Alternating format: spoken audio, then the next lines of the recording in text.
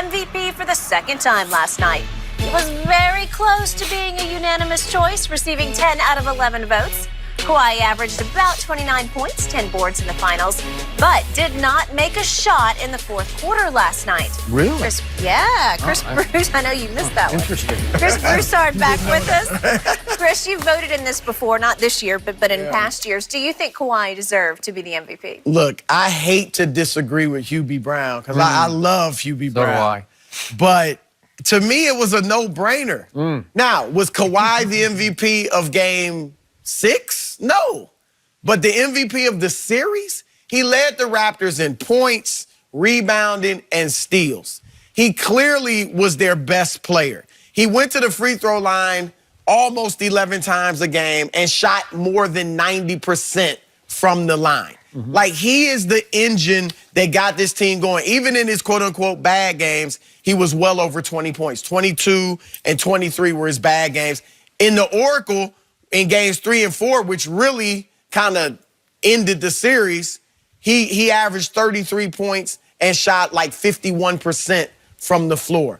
So to me, it's simple. And let's look at the other guys.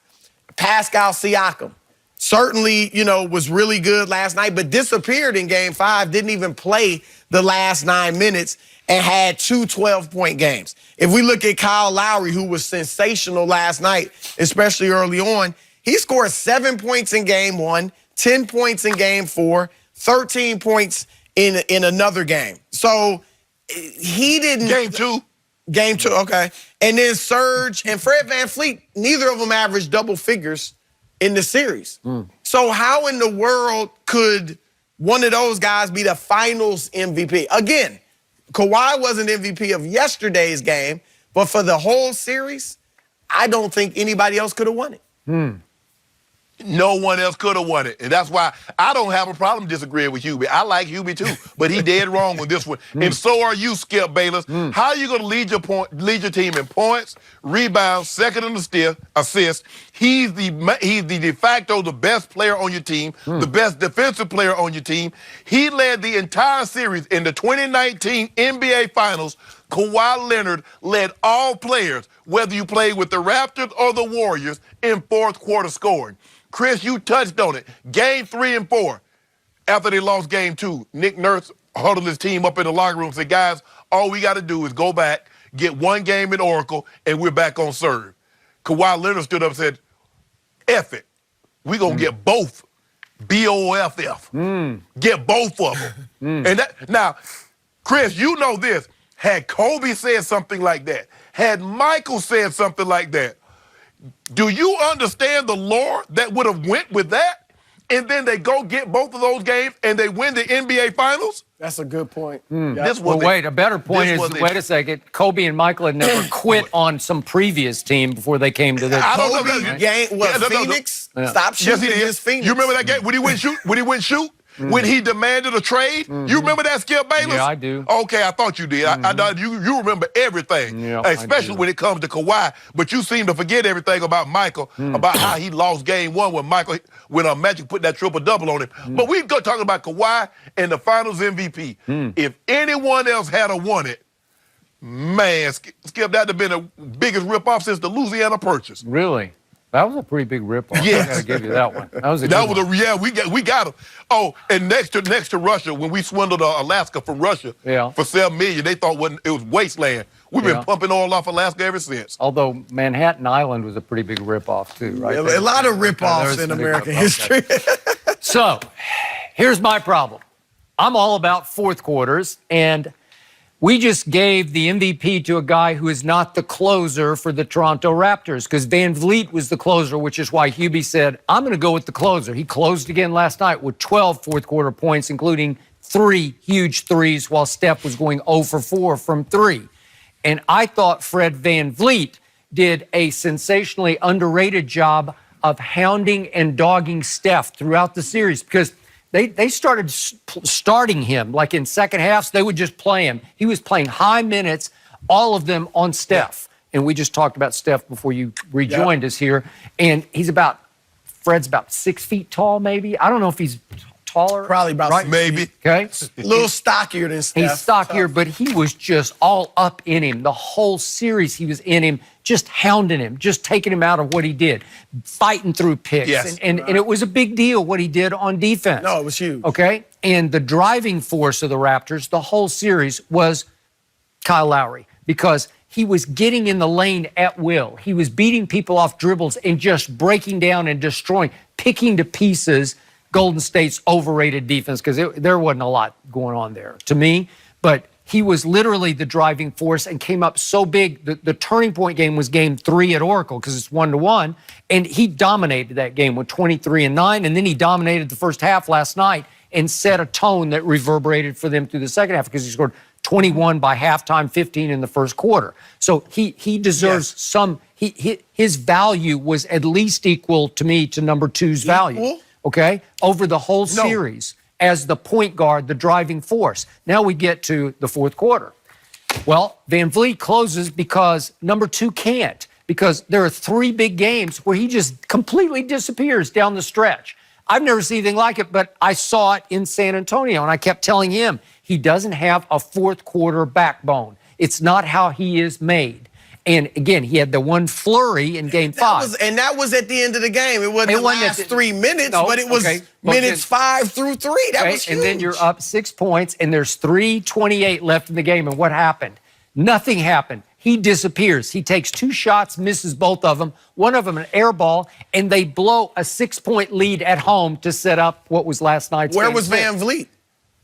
Closing. In that game. Okay, all right. He didn't. Okay, all right, he didn't, but I think they all turned to him because he'd just gone Jordan-esque and said, you take us home, and he couldn't, and he didn't. See, I would say, so you think it should have been Van Vliet? Yeah, I'll go with Hubie. Yeah. Van Vliet, when you say he's their closer, I think Kawhi is still their closer. Like if they have to go to somebody, they're going to Kawhi, as evidenced by the only Game 7 buzzer beater in NBA history. Against Philadelphia. It was the luckiest shot. It went, but they went to him, so he's the closer. Okay, they went to him because he didn't. There was no other place to go on that play. He made that play on his own because he had to dribble by 2 guys. Right, but they put the ball in his hand, said, "Chris."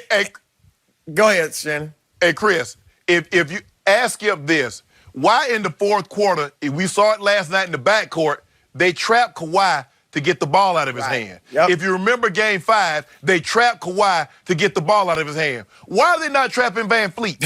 If they're so afraid of him, why would they not trap him to get the ball out of his hand? I'm glad you brought up Kawhi. The last play in game 5, because if you're that guy that you're talking about, if you're the MVP of the finals, you just take on Klay Thompson and just drive him hard left, and you just shoot the shot. Nobody can stop you from shooting that shot. Michael Jordan passed up shots. Okay, but over a 6'2" John Stockton. But there's not an obvious open guy. Just drive it and shoot it. It's your basic. Van Vliet. We talking about the closer. Van Vliet's the guy that Kawhi passed. I think he was shocked that he got the pass. He could have had a look. He could have shot that. He didn't. Okay. He gave it to Lowry. Okay, the play was actually being run in a baseline screen by Gasol to get Lowry free in the corner, right? But Van Vliet, there was talk of why didn't he take that shot. And I'll buy that. Right? I will give you that. I just look and Van Vliet played tremendously, and you brought up a good point about his defense, because I'm sure that when the Hubie Brown's thinking too, he helped shut down Steph. But you know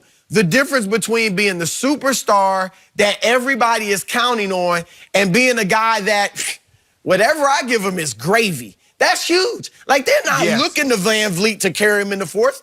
I give him credit. He hit some huge shots. He's got guts and he's got skill. But it's different when nobody expects it. You know what Skip Bayless doing? Skip Bayless wants to give the server more credit than the cook. I understand that you brought me my meal in a timely manner, but you ain't prepared nothing in the back. Van Vliet just brings it out. Yeah. Why was the cook 6th in plus minus? Because the cook was 6th on his team in finals plus minus. You like that? I don't love that. Fred Van Vliet. I don't really like plus minus because Fred VanVleet played unbelievable and he was -10 last night. Okay. You like that? All right. That's a good one. But look at his fourth quarter. I don't know if you can flip to his fourth quarter plus minus because it's not going to be -10. His fourth quarter was I don't know what it was last night. Plus six. Plus 6, okay? And they Kawhi's was +4. Okay. And help me out on this, Mr. Sharpe. What happened in a pretty pivotal game 2 down the stretch in Toronto? Klay Thompson pulls his hamstring and he is gone. And all of a sudden, Steph Curry just goes into his shell and can't even get a shot up. He goes 0 for 0. And what did number 2 do down the stretch of a home game?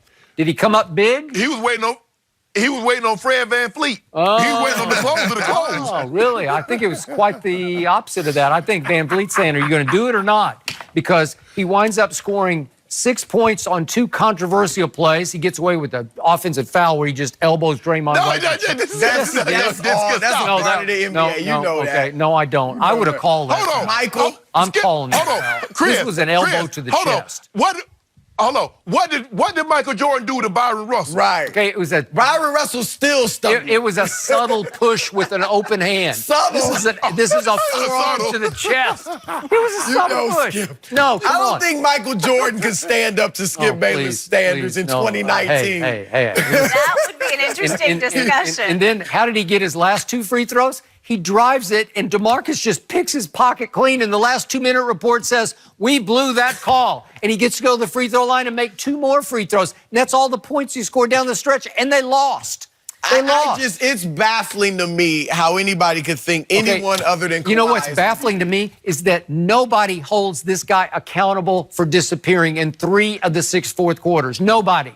I do. Even if that were true, and I don't think that's true, but even if he just carried them for 3.5 quarters and someone else closed, that still is huge. I mean, somebody's got to do that. That's not, you don't. Like that 17-point third quarter he had in game 4. Great Remember that one, Chris? stuff, That gentlemen. 17-point third quarter? We got to leave it here, though, because we've got more Kawhi to discuss coming up next. Like, how many of his critics did he quiet last night? Certainly not Not Skip. one.